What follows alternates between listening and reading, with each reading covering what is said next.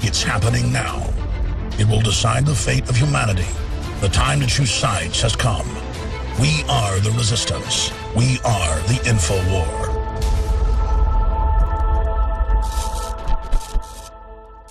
Welcome to the Infowars Nightly News. I'm David Knight. It's Monday, October 13th, 2014. Here are our top stories.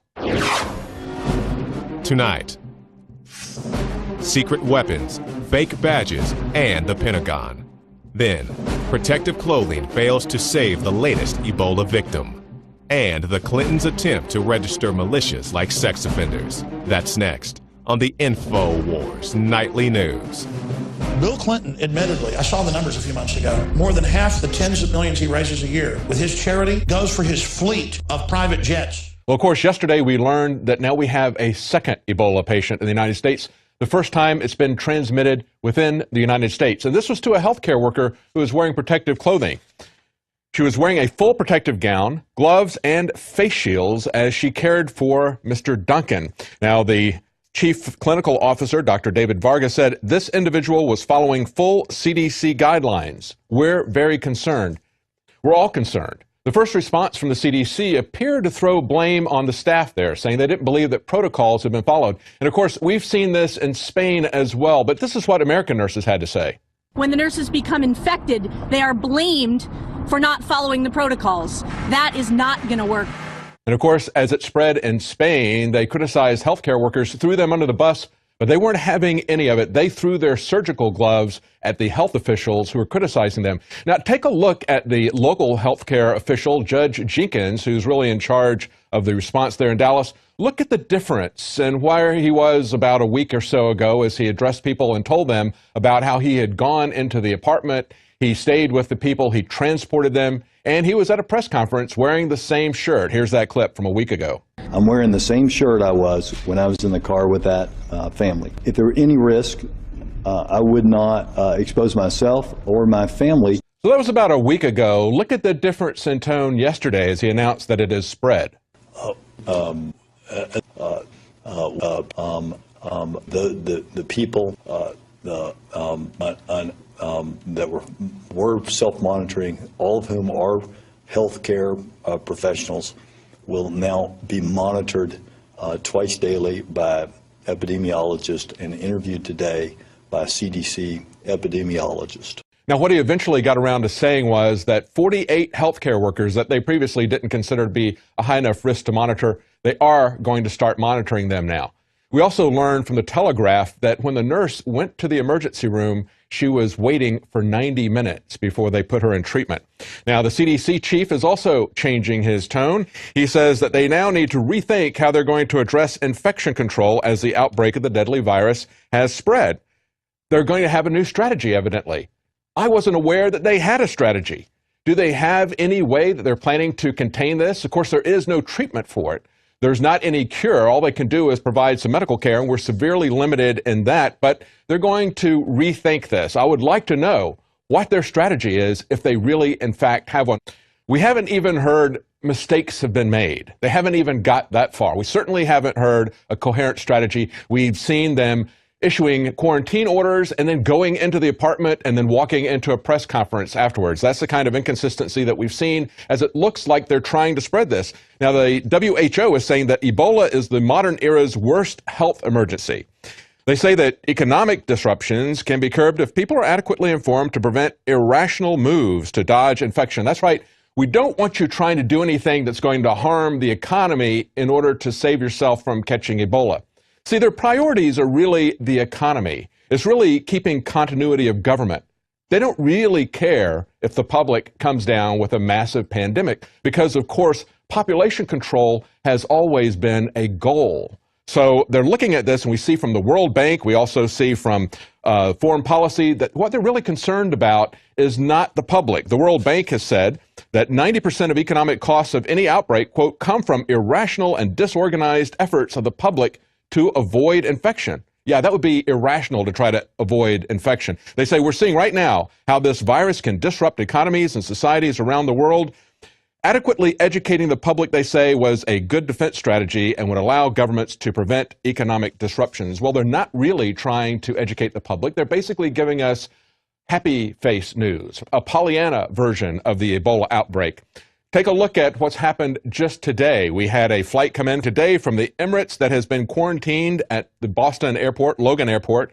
Apparently, 5 passengers on board on a flight from Dubai were experiencing flu-like symptoms. Crews are on the ground responding to the situation. And those passengers, however, were not in West Africa. Still, we have at least one emergency responder in hazmat gear that has boarded the flight. Now, it's important to remember, as it looks like maybe they're exercising more caution than is necessary, it's a good thing to try to quarantine people to stop this from getting out of control. I would rather see them err on the side of caution. We should remember that Ebola truly is an airborne virus. As Stefan Molyneux pointed out this weekend, it's airborne in airplanes. That's the way it was brought to Nigeria. And we should take a look at the Nigerian example to see how they got that under control. In this report from the LA Times on September 30th, they say that if no new cases occurred in Nigeria within 42 days, the outbreak would be over. That has been hit now. And so what they're saying is it's important for all countries to be vigilant because there's, quote, still ongoing transmission in the heavily affected countries, even after they don't see any new cases for 42 days. And of course, we've learned in the past that they're telling people not to have any sexual contact for up to 3 months. That's the CDC's figures. I've seen it ranging anywhere from 7 weeks to 7 months. They report that people are still shedding the virus in urine and sexual fluids. So they were very careful, however, in Nigeria. Look at this report from Euro Surveillance, where they looked at how the Nigerian government got control of this. They say that all 20 cases stemmed from a single importation from a traveler returning from Liberia on the 20th of July this year. Now, of course, that was by airplane. They say he flew from Liberia to Lagos, Nigeria in a commercial airplane with a stopover in Togo. The case became symptomatic while flying, and he collapsed at the Lagos airport upon landing, which prompted him to seek medical attention and led to a number of people being exposed to Ebola. But now, this is the point. A total of 898 contacts were subsequently linked to this index case, including 351 primary and secondary contacts and 547 tertiary and higher order contacts. You understand? They quarantined 898 people because of this one person on a plane who collapsed. They still had 20 people come down with Ebola. What have we done in the United States? We've been days without doing anything in Dallas, and we've already seen one other person contract the virus. And taking us out to break, Joe Biggs is at the border looking at what's being done there to protect us from an outbreak of Ebola. I'm Joe Biggs with Infowars.com on the Rio Grande River in McAllen, Texas. Now, we're at a point where we know that everything the CDC's been saying up until this point has been a complete and total lie, a joke. They tell you that there's nothing to worry about. Meanwhile, the nurse who was taking care of Thomas Eric Duncan, who died from Ebola, has now contracted the disease herself. Meanwhile, she was wearing the proper protective equipment to keep the virus out of here. So that leaves a couple things up in the air. Was there a breach of protocol, like the CDC is saying, that she missed a few steps when she took off her gear and got it that way? Or has it gone airborne? There's been many articles and doctors who have been working on the Ebola virus for 10 years or more, and they're saying that they think that the virus has began to go airborne. But we've told you time and time again that a place like this, there's been reports that it's so easy, and we've shown you that it's so easy for other than Mexicans, people like that from Liberia, to go into South America and travel up into our country and bring the virus into the U.S. Now we have the general of Southcom coming out and saying that, yes, he took a trip down to Costa Rica, went to an embassy, spoke to someone there, and they said they had ran across 2 gentlemen from Liberia who said they were on their way to New York. Now, it doesn't take 21 days to get to New York, so it's pretty easy to say, or safe to say, that they could come into our country, get by the Border Patrol, and then start showing signs and symptoms of the Ebola virus, and then go to a hospital. And meanwhile, it would be hard to do a contact tracing on the amount of people they've been in contact with while sneaking through these countries, because there's no way to follow that back. You know, that would be very hard, and that's the scary part. He says if Ebola breaks out in Central America, it would completely sweep all those countries, completely just taking it over, and it would just be a deathbed of Ebola in that whole area. And then what's going to happen? We have really good doctors. We have top-notch health facilities. What's everybody going to do? They're going to want to try to get into America like they've been doing, like Thomas Eric Duncan did. What did he do? He lied. He made it through the airport and got into our country and has brought it here. Our country keeps saying there's nothing to worry about, but I'm telling you right now, it's something to definitely worry about. You know, I've been out here many times, and today I've never seen as much security as I have on the border since I've been out here for the past few months. There's been 3 helicopters already in the past hour fly overhead. There's multiple police and border patrol vehicles everywhere. 4-wheelers, Army, Air Force. What do they know? What aren't they telling the American people? The CDC keeps saying that there's nothing to worry about, but meanwhile, we've seen so far that they are not in control. They don't know what to do with this.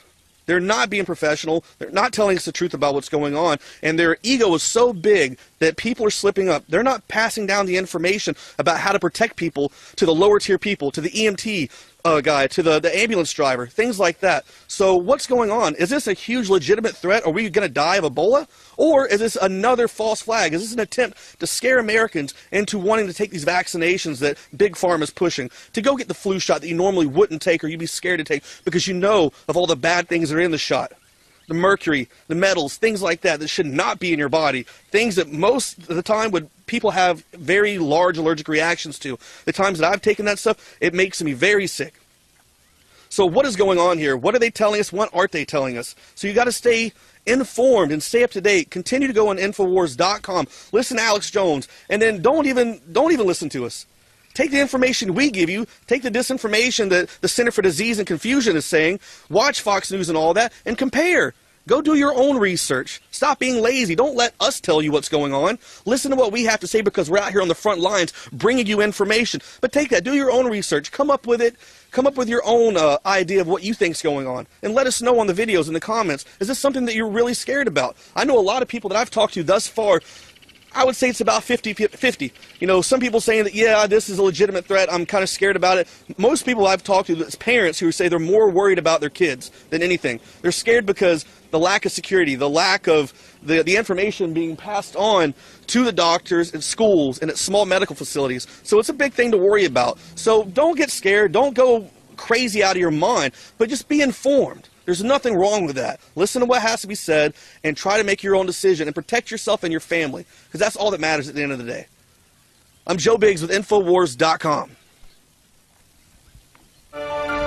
DNA force. When cells become toxic, they die early and aging sets in. DNA force. No one has put together a formula that focuses directly on brain health, nerve growth factors, and optimizing your cellular energy at the same time. Just one of the key compounds, BioPQQ, is backed by major clinical studies. DNA force. We now have the synergistic solution. Secure your DNA force today at InfoWarsLife.com or call toll-free 888-253-3139. DNA force. The globalist social engineers are not just targeting us with propaganda. They are manipulating our genetics. We are being targeted at every level by estrogen mimickers that lower our testosterone and other hormones and natural compounds that the body needs. After consulting top doctors, nutritionists, pharmacists, and others, we have developed what I believe is the ultimate non-GMO organic super male vitality formula sourced from powerful organic herbs and then concentrated for maximum potency. Super male vitality was developed to activate your body's own natural processes instead of using synthetic chemicals. Super Male Vitality by Infowars Life is so powerful that I only take half the recommended dose. For a limited time, we are offering 15% off Super Male Vitality at InfoWarsLife.com to introduce you to this powerful supplement. Visit InfoWarsLife.com today to secure your Super Male Vitality. InfoWarsLife.com.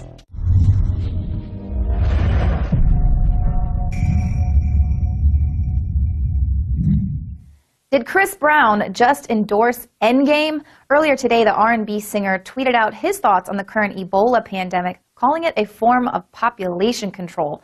Now, much like anything that the singer says, his thoughts were instantly met with criticism. But are his thoughts that far off?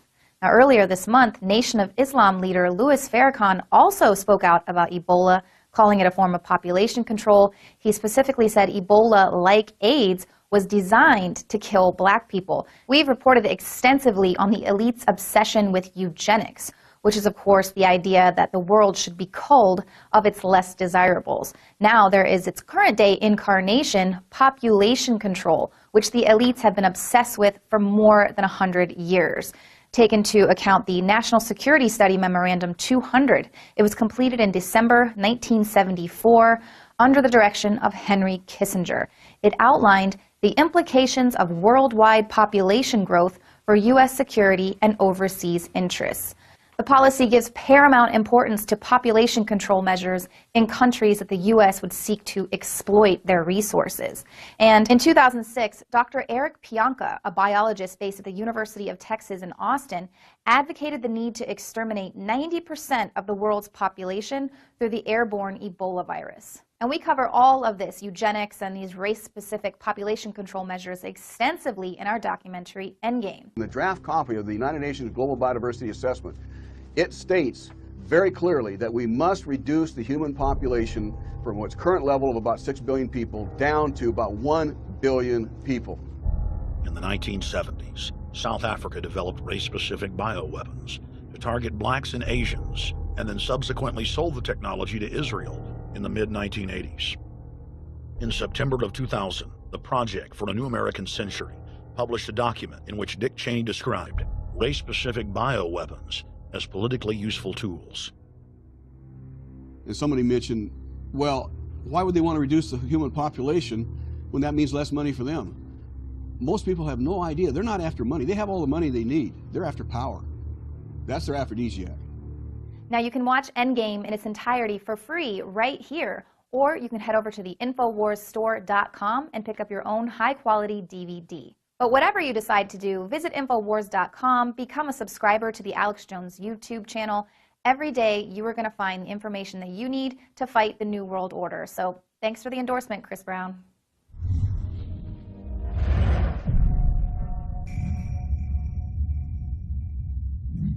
I began to get into iodine a few years ago because it was helping me and my family so much get healthy and detoxify. I believe our research is conclusive. This is the best iodine out there. And I know this for a fact. Nobody else has got iodine based on these pure crystals, ladies and gentlemen. For a limited time, experience the ancient power of Survival Shield X2. Take advantage of this unprecedented 30% off Super Detox Special at InfoWarsLife.com. Introducing the first proprietary oxygen-based intestinal cleanser, Oxy Powder. Backed by FDA-approved Phase 1, 2, and 3 clinical trials.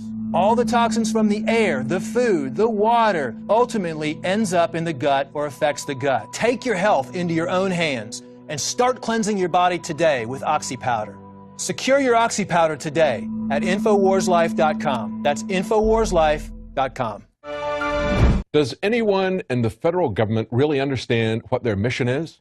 We see today that the Pentagon has unveiled plans for dealing with climate change. Yes, that's their priority, climate change. Defense Secretary Chuck Hagel addressed the Conference of Defense Ministers of the Americas today with a comprehensive plan on how the U.S. military will address the effects of climate change. Listen, the hockey stick that Michael Mann created, that Al Gore has used in his documentaries, is not happening. The rise in CO2 has not been accompanied by a rise in global temperatures. They've gone down. Yet they're still jousting at that windmill.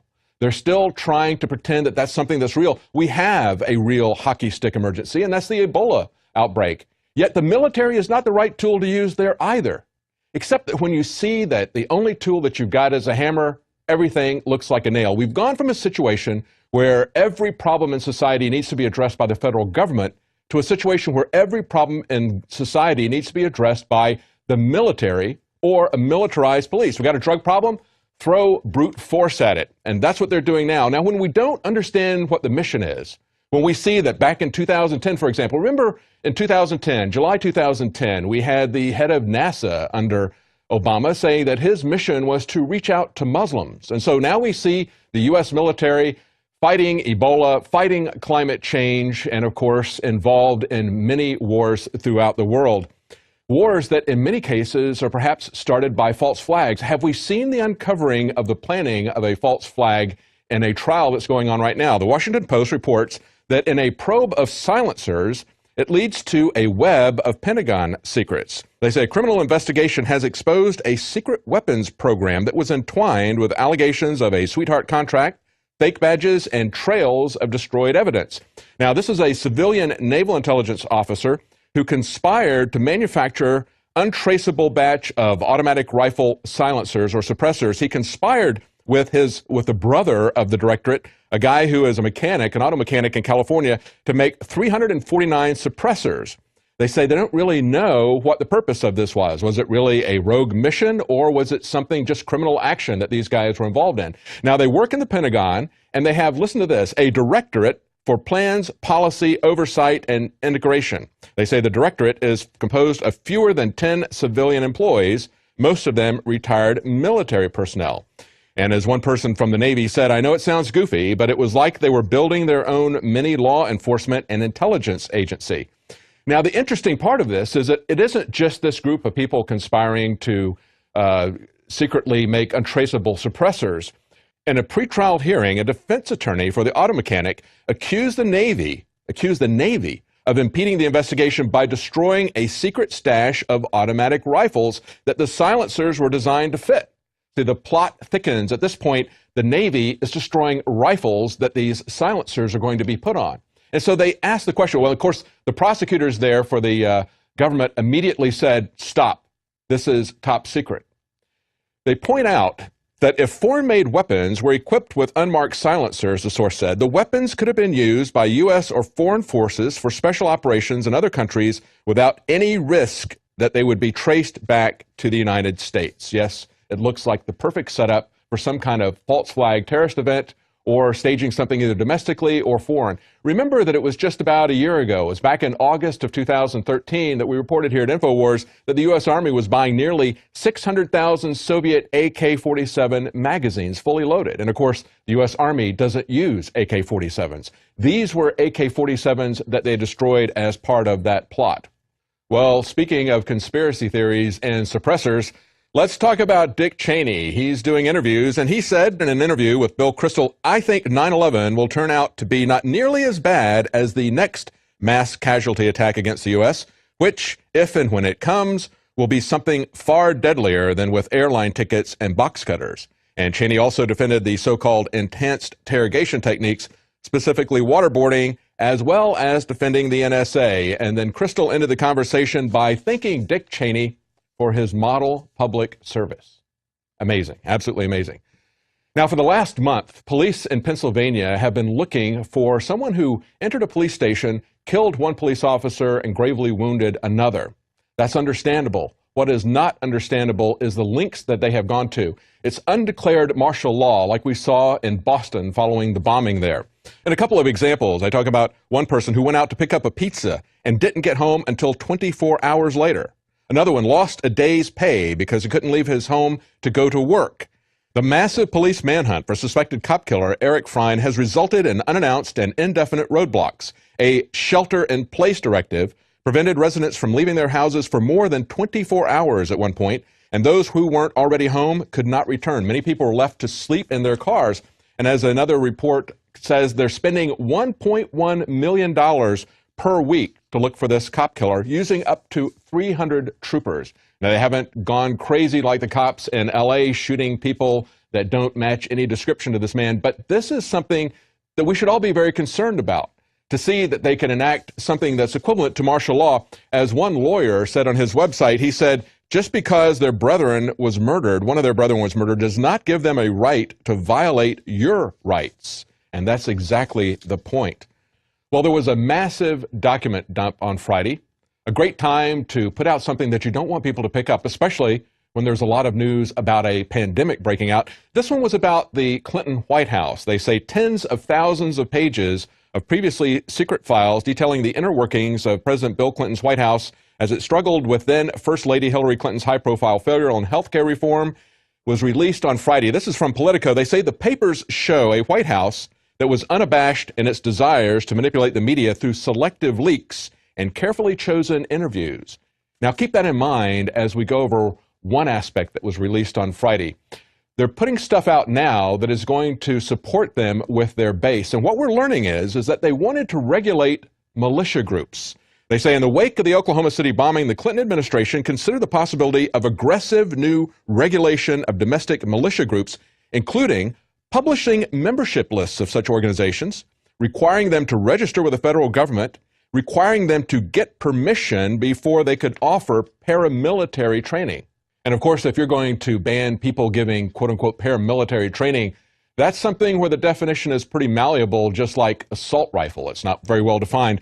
But this is also interesting. Advisor Dick Morris said to them at the time, the public overwhelmingly supports a significant expansion in the FBI's ability to investigate militia groups. If you and the Justice Department believe such an expansion would be in the public interest, I would recommend we go ahead with a high-profile announcement. But the White House didn't want any of this. As a matter of fact, someone, Jennifer O'Connor, who is now working for the Obama White House, controlling the IRS scandal, also selling us Obamacare, said this at the time. She instructed them that this is not information that should be put on paper. But now it's been put on paper, and of course it's been carefully leaked to their base via Politico. She also said, the ideas that we've talked about are really bad ideas, and they were bad ideas at the time. Of course, lawyers who analyzed this at the Department of Justice and at the White House said that they strongly believed that it was a serious mistake. Not so much that they thought it would be unconstitutional. They had a little bit of reservations about that, but they were most concerned about how the public would react to it. They said, we worry that further proposals of the type being discussed could be depicted in very menacing terms to average citizens and could tip the political balance against the president. Yes, it looks very menacing to me to register to prohibit militias. That was the main line of defense under the Constitution, not a permanent standing army. They were very concerned that we did not have a permanent standing army. They saw that as a threat to our liberties. It was a militia composed of armed citizens that was to be our line of defense. Well, that's it for tonight's news. Join us again tomorrow at 7 Central, 8 p.m. Eastern. If you're not a subscriber to our broadcast and you're watching it on YouTube, please consider becoming a subscriber there as well as supporting our operation. Your subscription will help to fund this operation, and you can share it with 11 people, seeing the news each night as it happens, as well as watching Alex Jones's documentaries, all available there on Prison Planet TV. Join us tomorrow night. Thank you.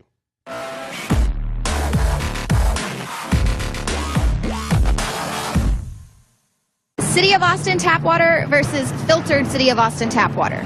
I can taste dirt in it. God knows what's in this. This has an aftertaste. Tastes like Austin water? Yeah, it does. Ugh. These people just sampled City of Austin tap water straight from the faucet. Next, we had them try a sample of tap water filtered through the ProPure G2.0 filtration system. High quality H2O. That one is better. Tastes like nothing. Yep, I know what good water tastes like. It's good water. Most tap water contains added substances like fluoride, chlorine, Monsanto's deadly pesticide, glyphosate, and many others. Studies prove that these substances are linked to an assortment of major health issues, including tooth decay, lowered IQ, and even cancer. It tastes like you're drinking out of a lake when you're drinking tap water. It has that processed flavor to it. The ProPure G2.0 filtration system removes these deadly substances and many more, leaving only fresh-tasting, deliciously clean water. Okay, this is very tasty. It's good water. Refreshing. It's good. Go to InfoWarsStore.com today. Use promo code WATER and save 10% off your ProPure purchase. Again, that's InfoWarsStore.com or call 1-888-253-3139. You are watching the Infowars Nightly News, which airs 7 p.m. Central at InfoWarsNews.com. Members can share their passcodes with up to 11 other people, and your support is helping us defend liberty worldwide.